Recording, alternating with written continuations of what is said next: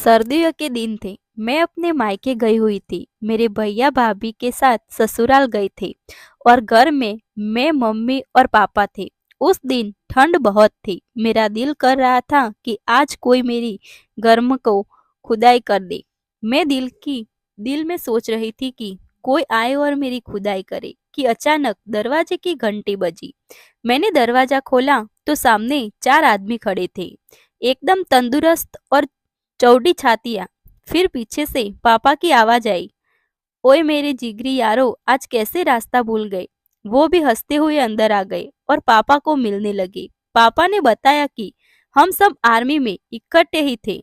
एक राठौड़ अंकल, दूसरे शर्मा अंकल, तीसरे सी अंकल और चौथे राणा अंकल, सभी एक्स आर्मी मैन हैं। वो सभी मुझे मिले और सभी ने मुझे गले से लगाया। गले से क्या लगाया, सबने अपनी छाती से मेरे ठोकरों को दबाया। मैं समझ गई कि ये सभी ठकरी है।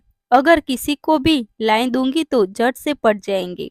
मैं खुश हो गई कि कहा एक औजार मांग रही थी और कहा चार चार औजार आ गई।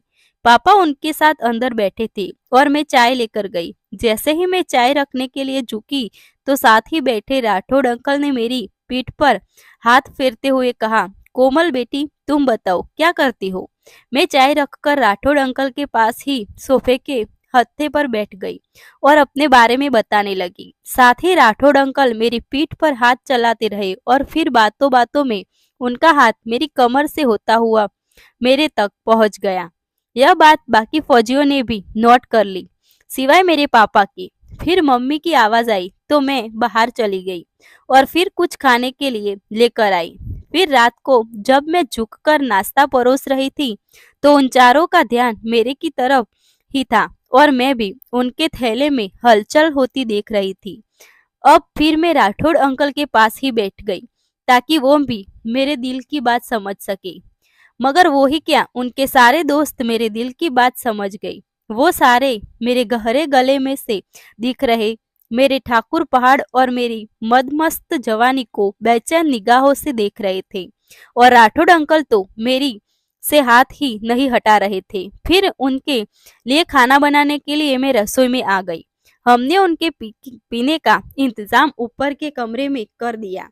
ड्रिंक के एक दौर बाद सबने खाना खा लिया। फिर मैंने और मम्मी ने भी खाना खाया और लेट गई।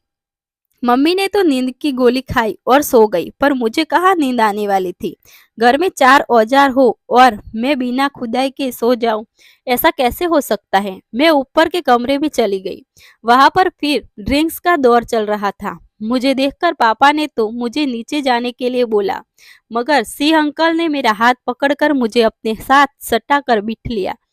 बोले, अरे यार, बच्ची को हमारे पास बैठने दे, हम इनके अंकल ही तो है।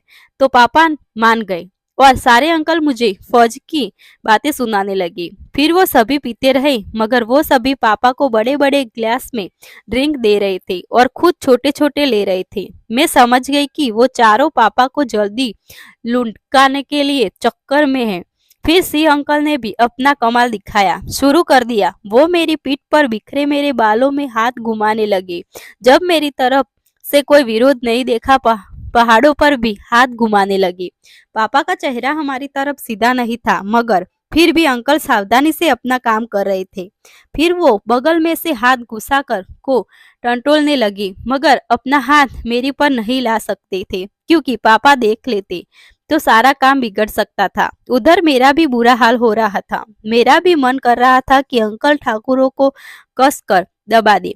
फिर मैंने अपनी पीठ पर बिखरे बाल कंधे के ऊपर से आगे को लटका दिए, जिससे एक ठाकुर मेरे बालों से ढंग गया। सी अंकल तो मेरे इस कारनामे से खुश हो गए। उन्होंने अपना हाथ बगल में से आगे निकाला और बालों के नीचे से मेरी तो आह निकल गई, मगर मेरे होठों में से दब गई। हमारी हरकतें पापा के दूसरे दोस्त भी देख रहे थे, मगर उनको पता था कि आज रात उनका नंबर भी आएगा। जब मेरा मन दोनों ठाकुरों को एक साथ का कर रहा था, मैं बेचैन हो रही थी, मगर पापा तो इतनी पी कर भी नहीं लुढ़क रहे थे। मैं उठी और बाहर आ गई और साथ ही सी अंकल को बाहर आने का इशारा कर दिया और पापा को बोल दिया, मैं सोने जा रही हूँ। मैं बाहर आई और अंधेरे की तरफ खड़ी हो गई। थोड़ी देर में ही सिंह अंकल भी फोन पर बात करने के लिए बहाने से बाहर आ गए। मैंने उनको धीमी सी आवाज दी। वो मेरी तरफ आ गई और आते ही मुझको अपनी में भर लिया और मेरे जोर जोर से लगे। फिर बड़े बड़े ठाकुरों को अपने हाथों में लेकर खेलने लगे। मैं भी उनके बैट के साथ खेलने लगी। अभी 5 मिनट हुई थी कि पापा बाहर आ गए और सिंह अंकल को आवाज दी, ओए सिंह यार, कहाँ बात कर रहा है इतनी लंबी, जल्दी अंदर आ। तो सिंह अंकल जल्दी से पापा की ओर चले गए। अंधेरा होने की वजह से वो मुझे नहीं देख सके। मैं वही खड़ी रही कि शायद अंकल फिर आएंगे, मगर थोड़ी देर में ही राणा अंकल बाहर आ गए और सीधे अंधेरे की तरफ आ गए, जैसे उनको पता हो कि मैं कहाँ खड़ी हूँ। शायद सिंह अंकल ने उनको बता दिया होगा। आते ही वो भी मुझ पर टूट पड़े और वो ही सब करने लगे जो सिंह अंकल कर गए थे। शायद सिंह अंकल ने उन्हें बताया होगा। मैं भी उनका बेखूबी साथ दे रही थी। तभी शर्मा अंकल की आवाज आई, अरे राणा तू चल अब अंदर, मेरी बारी आ गई। अचानक आई आवाज से हम लोग डर गए। हमें पता ही नहीं चला था कि कोई आ रहा है। फिर राणा अंकल चले गए और शर्मा अंकल मेरे साथ खेलने लगे। वो भी पूरे मजे के साथ करने लगे।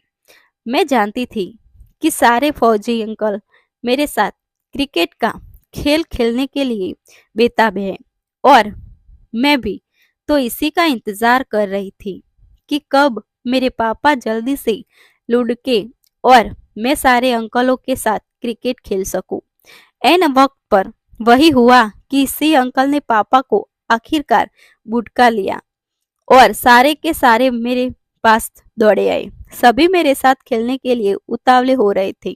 सारे अंकल मुझे उठाकर कमरे में ले गए। फिर वो बोले कि हम सारे बारी बारी तुम्हारे साथ क्रिकेट खेलेंगे।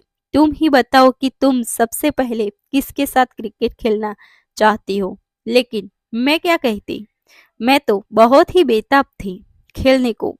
फिर भी मैंने सबसे पहले सिंह अंकल को ही चुना। उनका बैट तो बहुत ही बड़ा था। मैं डर भी रही थी और अंदर ही अंदर खुश भी हो रही थी।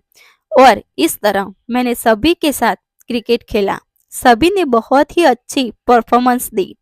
आज तो मैं 3-3 पारियां खेलकर बुरी तरह से थक गई थी, लेकिन आज ही यह रात की क्रिकेट मुझे हमेशा याद रहेगी।